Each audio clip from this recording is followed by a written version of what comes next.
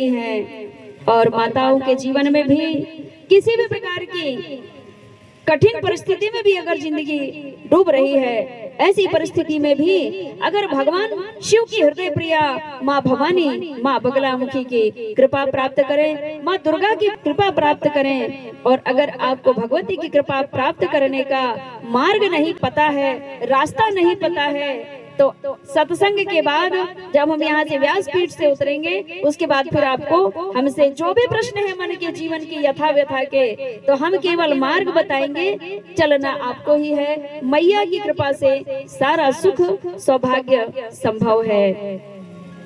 हमारे सनातन परंपरा में भगवती को सिंदूर चढ़ाने का विधान है। सभी माताएं सिंदूर चढ़ाती हैं और एक दूसरे को सिंदूर भी प्रदान करती हैं, और बंधन और चंदन अद्भुत जोड़ा है। भगवान की वंदन करने से पहले खुद को चंदन जरूर कर लेना। जो खुद को नहीं जाना तो वो सामने वाले को क्या जानेगा। पहले मैं मेरे का भ्रम तो टूट जाए। तो हमारे शास्त्रों में, वेद पुराणों में सिंदूर, तिलक, वंदन और चंदन का विशेष महत्व है। इसीलिए तो हमारी माताएं सौभाग्यवती होने, सुहागवती रहने का विशेष ध्यान रखती हैं। आपको पता है मांग में सिंदूर क्यों लगाते हैं? अच्छा लंबा, इतना ब्रह्मरंध्र तक जो इतना सा सिंदूर लगाता है, पति का साथ तो लंबा चाहिए, प्रतिक्षण चाहिए पति का साथ, लेकिन उनकी रक्षा, उनकी सुरक्षा के लिए, आजीवन उनके संग रहने के लिए कम से कम मांग में सिंदूर लगाते हैं हम, तो ब्रह्मरंध्र तक लगाना चाहिए। ये ब्रह्मरंध्र, तालुआ नहीं है तो छोटा बच्चे होते हैं ना, छोटे बच्चे, तो उनका ये तालुआ जो है बहुत कोमल होता है, और धीरे धीरे जैसे ही फिर बालक बड़ा होता है तो उसका यह ब्रह्मरंध्र कठोर होने लगता है, लेकिन माताओं का बहुत कोमल होता है, क्योंकि वे स्वयं शक्ति का, आदि शक्ति की अंश हैं। जिस घर में बेटी ब्याह के जाती है, उसके कुल की रक्षा करते हैं, उसके कुल की रक्षा के लिए परमात्मा से प्रार्थना करती है कि हे भवानी, हे माँ अम्बा, ये आपका परिवार है, आपका कुल है, और इस कुल में मैं वधू बनकर आई हूँ, और इस कुल की रक्षा के लिए मैं आपसे प्रार्थना करती हूँ, वंदन करती हूँ, पूजन करती हूँ कि जिस घर में मैं बहू बनकर आई हूँ, उस कुल की आप रक्षा करें। आपके घर के पितरों की पूजन करती है कि हे पितृगणों, आपके कुल में मैं वधू बनकर आई हूँ, इस कुल की रक्षा आपको करना है, मेरे द्वारा यह दीपदान, यह पूजन वंदन स्वीकार करिए। इस प्रकार से जब बेटी ससुराल में इष्ट देवी देवताओं के पूजन करती है, सास ससुर की सेवा करती है, पति की सेवा करती है,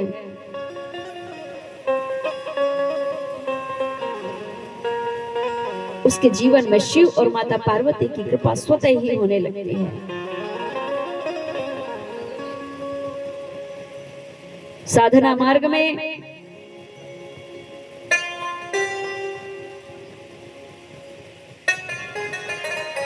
सातों चक्र को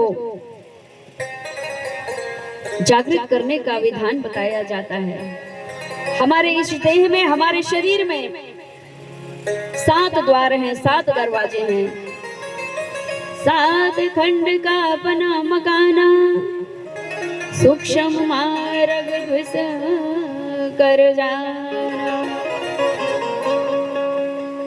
7 खंड का बना मकाना और सूक्ष्म मार्ग घुस कर जाना।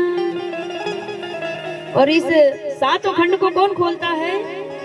गुरु कृपा से चढ़े सुजाना, फिर पीवे अमृत प्याला है।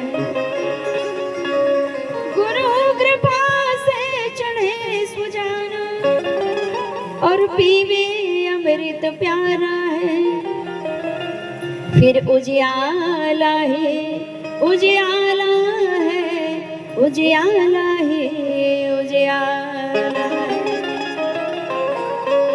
अज्ञान रूपी अंधकार में हम डूबे हुए हैं और हमें अगर प्रकाश की ओर जाना है, परम प्रकाशित होना है, तो फिर साधक सिद्ध महापुरुषों की शरण प्राप्त करनी होगी। और माताओं को तो बहुत सरल है भक्ति प्राप्त करना, क्योंकि वे स्वयं करुणामयी तो वैसे ही है, ममतामयी भी है, दयालु है, कृपालु है। अक्रोधित हो गई तो फिर इनसे बड़ा क्रोधी भी कोई नहीं है, तत्काल ही रिजल्ट चाहती हैं आप भी। और नहीं तो सर्व रक्षा के लिए मांग में सिंदूर भरती। क्यों भरती हैं? कि यह जो स्थान है, हम तिलक के बाद ऊपर जो मांग भरते हैं और जहाँ तक मांग पहुँचती है, यही ब्रह्मरंध्र है और यह ब्रह्म ज्योतिर्मय है। और आत्म ज्योति, आत्मा का स्थान जो है, भ्रकुटी के दोनों भ्रकुटी के मध्य में जहाँ हम बिंदी लगाते हैं, इसके ठीक सीध में अंदर और बीच तालुए के भीतर और अंदर ब्रह्म की दिव्य आत्मा ज्योति प्रज्वलित हो रही है, जिसे दिव्य आत्मा हम कहते हैं। और उस दिव्य आत्मा की ज्योति का कलर, रंग लाल होता है।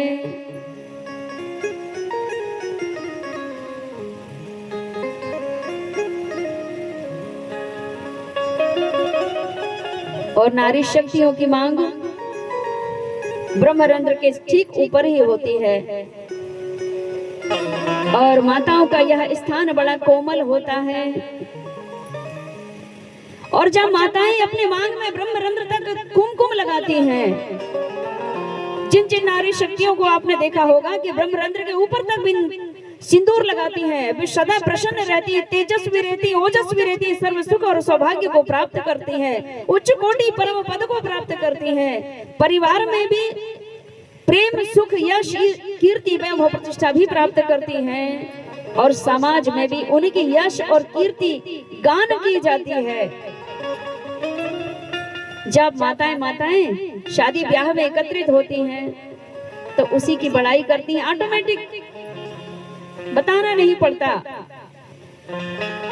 और जितना ब्रह्मरंध्र को छोड़ करके बिंदी कम कर दी लगाना, देखो कष्ट बढ़ गया बहुत सारा। बुरा नहीं मानना माताओं, मेरा तो कार्य है मार्ग दिखाना। जिन नारी शक्तियों को घोर कष्ट हो रहा है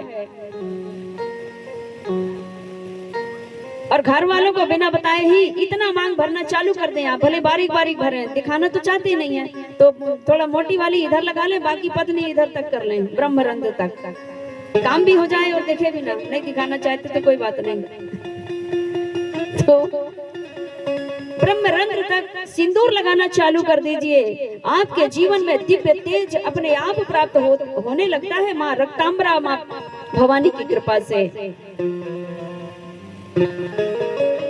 और ब्रह्मरंध्र से सिख से लेकर के पैर के नख तक जो रक्त कोशिकाएं हैं, ब्लड की जो नसें हैं,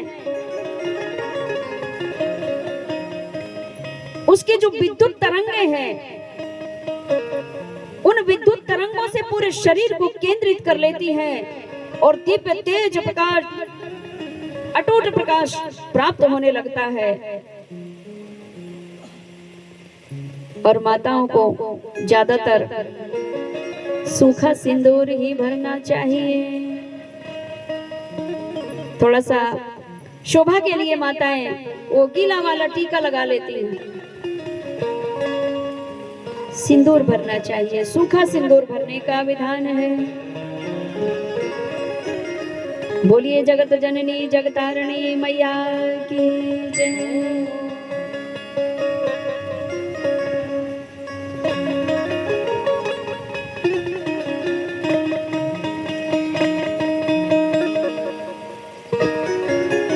भगवती की शीर चरणों की कृपा से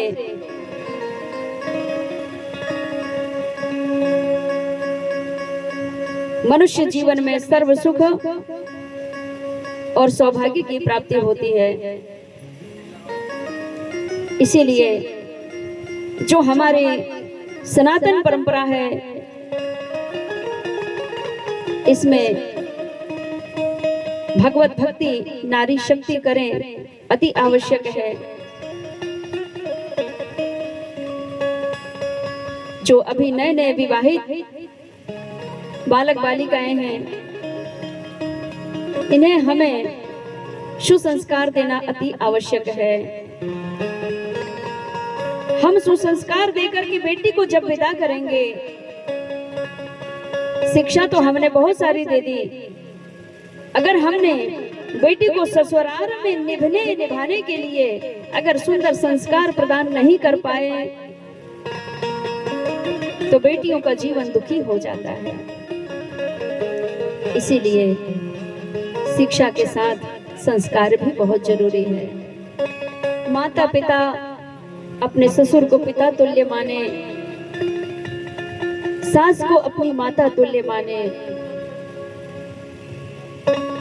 और पति को भगवान राम जैसे माने। यही स्वर्ग है। ऊपर नीचे दाएं बाएं किधर स्वर्ग है? क्या आपने देखा? यही स्वर्ग है। और जिस माँ ने, जिस सास ने उनके पुत्र को बड़े लाड़ दुलार से पाल के बड़ा किया, शिक्षा दी, संस्कार दिया, योग्य बनाया और आपको प्रदान किया और आपको भी बेटी रूप में प्रदान किया, तो ऐसे सास ऐसे ससुर की सेवा पहले है। भगवान की सेवा से पूर्व ही सास ससुर की सेवा है। गौरी शंकर की भांति सदा नित सास ससुर की सेवा हो, और गणनायक की गौरी शंकर की भांति सदा नित सास ससुर की सेवा हो। गौरी और शंकर तुम्हारे ससुर ही तुम्हारे शिव तुल्य हैं, तुम्हारी सास ही पार्वती तुल्य है। इनकी सेवा कर लिए तो भगवान शिव और माता शक्ति की सेवा हो गई। और पति की सेवा भगवान राम जैसे करें, गणेश जैसे करें, तो आपको भी जब देवता तुल्य अपने ससुराल परिवार को आप मानने लगे, तो ऑटोमेटिक आपको देवी तुल्य प्रेम प्राप्त होने लगेगा। इसलिए झुकना है और फिर उनका स्नेह प्राप्त करना है। झुकता तो वही है जिसमें जान है, और अकड़ना तो मुर्दे की पहचान है। अकड़ने से कुछ नहीं मिलता। वृक्ष जितना सीधा खड़ा रहता है ना, तो सोचते हैं कि ये लकड़ी ज्यादा उपयोगी, उसी को काटा जाता है, और टेढ़ा मेढ़े वृक्ष को नहीं काटा जाता।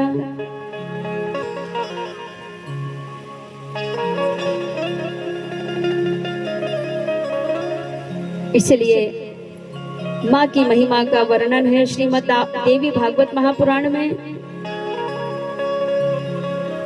इस सृष्टि में दैत्य स्वरूप चंड मुंड का प्राकट्य हुआ, तो माँ भगवती ने चंड मुंड का वध कर दिया अपने भक्तों की रक्षा के लिए।